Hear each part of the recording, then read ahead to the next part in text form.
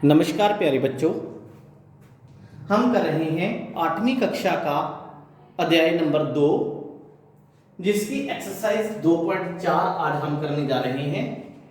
जिसके पहले 5 प्रश्न हमने पहले ही हल कर लिए हैं।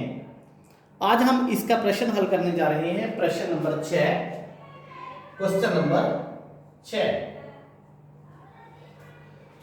प्रश्न नंबर 6 में इन्होंने कहा है, महूली गांव में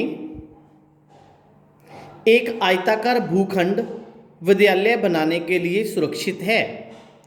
इस भूखंड की लंबाई चौड़ाई से 11:4 का अनुपात है। लंबाई और चौड़ाई का अनुपात कितना बता रखा है बेटा? 11:4 बता रखा है लंबाई चौड़ाई का जो अनुपात है। ठीक है, तो आयताकार भूखंड है इसलिए हम मानेंगे, मान लो लंबाई कितनी मानेंगे हम? 11 है ना, तो 11x। चौड़ाई हम इसकी मान लेंगे 4x। ओके, इस भूखंड की लंबाई और चौड़ाई मैंने मान ली। अब इन्होंने कहा है कि 100 रुपये मीटर की दर से इस पर अगर हम बाड़ लगाते हैं तो 75,000 रुपये खर्च होते हैं। ठीक है, तो बाड़ का खर्चा कितना है बेटा? बाड़ लगाने का खर्चा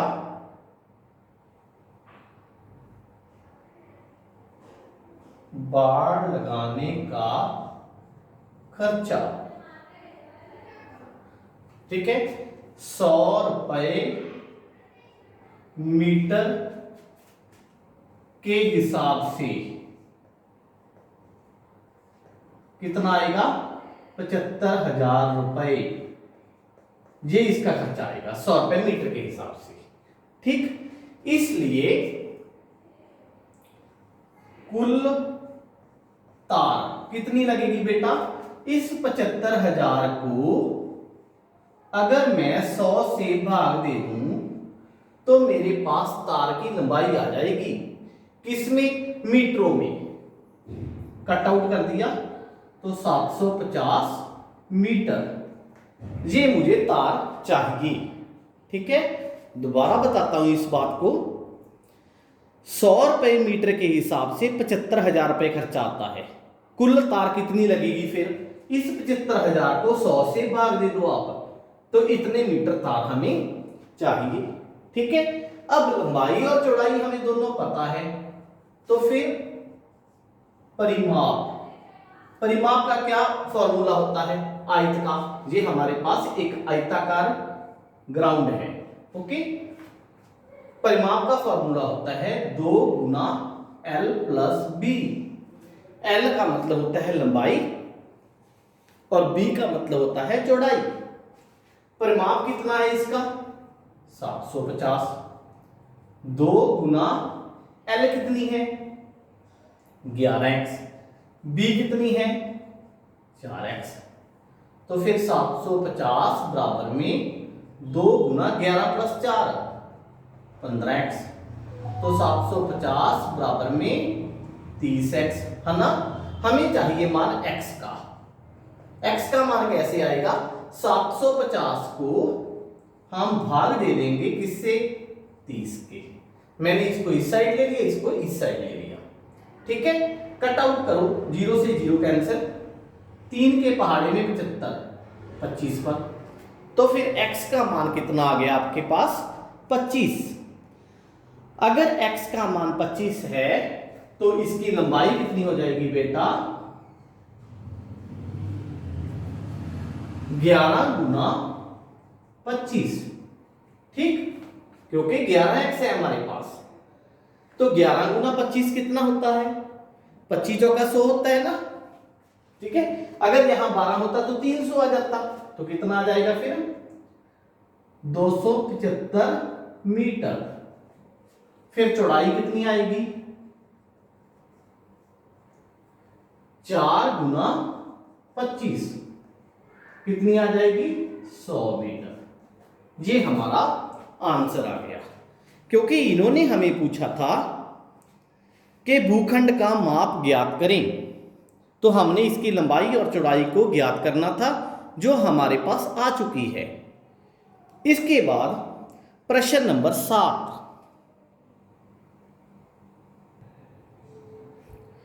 प्रश्न नंबर 8 में बेटा इन्होंने कहा है, हिरणों के एक झुंड का आधा भाग मैदान में चल रहा है और शेष का 3/4 पड़ोस में ही खेल रहा है। देखो, हिरणों का एक झुंड है, उसमें कुछ हिरण खेल रहे हैं।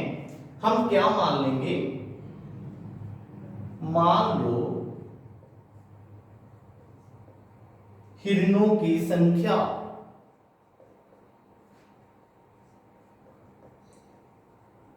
कितनी है, x। ओके, मान लो हिरणों की संख्या कितनी है, x।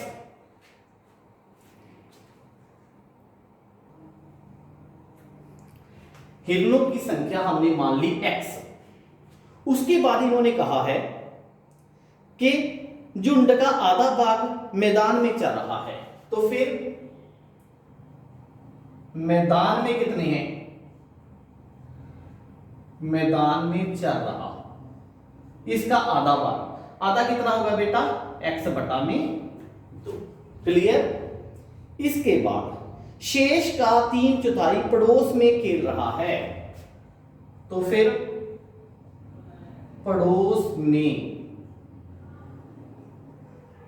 खेल रहा कितना आएगा बेटा, शेष का, शेष कितना है, देखो x पूरे थे, टोटल थे, उसका आधा भाग x बटा 2 हो गया, तो शेष भी कितना बचेगा, x बटा 2। इसका कितना, 3/4। तो कितने हिरण हो गए बेटा, 3x बटा में 8। ओके, पड़ोस में कितने खेल रहे हैं, 3x बटा में 8। उसके बाद शेष बचे 9 हिरण तालाब में पानी पी रहे हैं। तो फिर तालाब में कितने हैं, 9, यही है ना बेटा, जो शेष बच गए।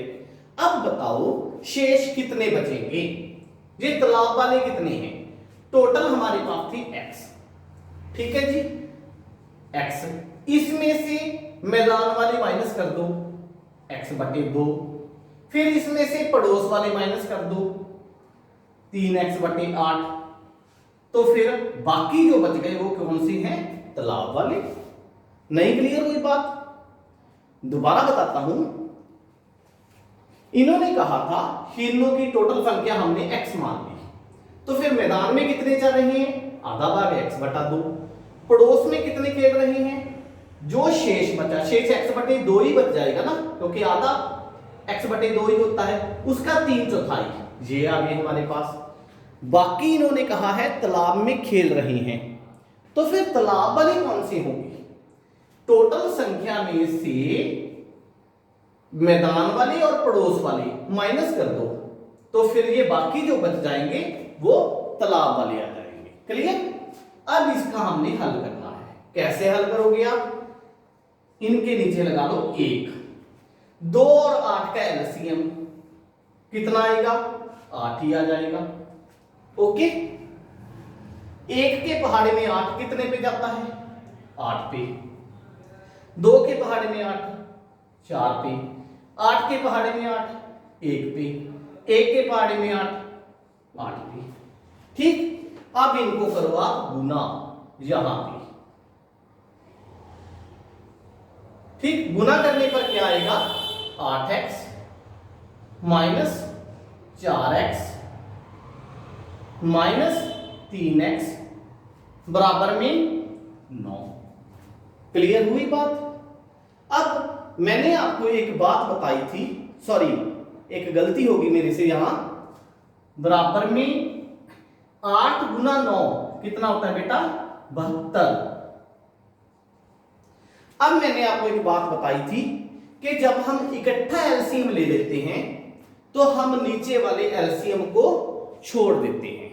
ठीक है, जब हम उसको छोड़ेंगे तो हमारे पास क्या आ जाएगा, 8x minus 4x minus 3x बराबर में 72। 8 में से 4 गए 4, 4 में से 3 गए 1, तो x बराबर में 72। क्लियर हुई बात। इन्होंने कहा था झुंड के हिरणों की संख्या बताएं, इसलिए हिरणों की संख्या कितनी आ जाएगी बेटा? 72। ये हमारा आंसर आ गया। उसके बाद प्रश्न नंबर 9। 9वें प्रश्न में इन्होंने कहा है दादा की आयु अपनी पोती की आयु का 10 गुना है। पहले तो आप आगे पढ़ना, यही बंद कर दो। दादा की आयु पोती की आयु का 10 गुना है, तो फिर मान लो पोती की आयु कितनी माने? x वर्ष। ओके, अगर पोती की आयु x वर्ष है तो फिर दादा की आयु कितनी होगी? 10x वर्ष। इन्होंने क्या कहा था बेटा कि दादा की आयु पोती की आयु का 10 गुना है। यदि उनकी पोत्री की आयु से 54 वर्ष अधिक, यदि उनकी आयु पोत्री की आयु से 54 वर्ष अधिक है। देखो, दादा की जो आयु है पोती की आयु से कितने वर्ष अधिक है? 54 वर्ष। तो प्रश्न की शर्त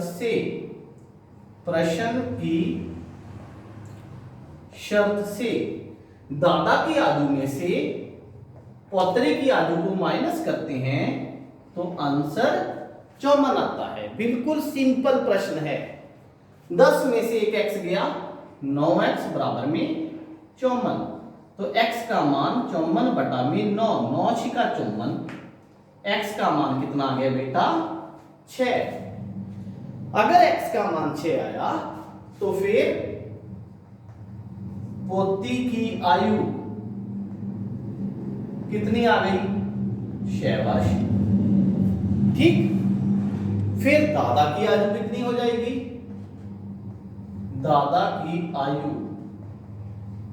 10 गुना है, 10 गुना 6 बराबर में 60 वर्ष। ये हमारे पास आंसर आ गया। इसके बाद 2.4 एक्सरसाइज का लास्ट प्रश्न, प्रश्न नंबर 10 हल करते हैं। प्रश्न नंबर 10 में इन्होंने कहा है अमन की आयु उसके पुत्र की आयु का 3 गुना है। तो फिर पहले हम उसके पुत्र की आयु को मान लेते हैं। मान लो पुत्र की आयु कितनी है? x वर्ष। ये हमने उसके पुत्र की आयु को मान लिया। तो फिर अमन की आयु कितनी होगी? उन्होंने कहा है कि अमन की आयु अपने पुत्र की आयु का 3 गुना है। इसको 3 से गुना कर दो, 3x वर्ष। ओके बेटा। फिर इन्होंने कहा है 10 वर्ष पहले, तो फिर 10 वर्ष पहले की बात करते हैं। 10 वर्ष पहले क्या होगा? पुत्र की आयु बोलो कितनी आएगी? आपको बताया था कि पहले हो तो उस आयु में से उतने वर्ष निकाल दो, x माइनस 10 वर्ष। फिर अमन की आयु कितनी होगी? फिर 10 वर्ष पहले 3x माइनस 10 वर्ष, इसमें से निकाल दिया मैंने 10। ओके, यहां पे आप ब्रैकेट डाल सकते हो।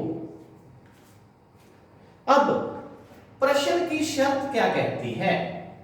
प्रश्न की शर्त से, प्रश्न की शर्त हमें कहती है बेटा 10 वर्ष पहले उसकी आयु पुत्र की आयु का 5 गुना थी।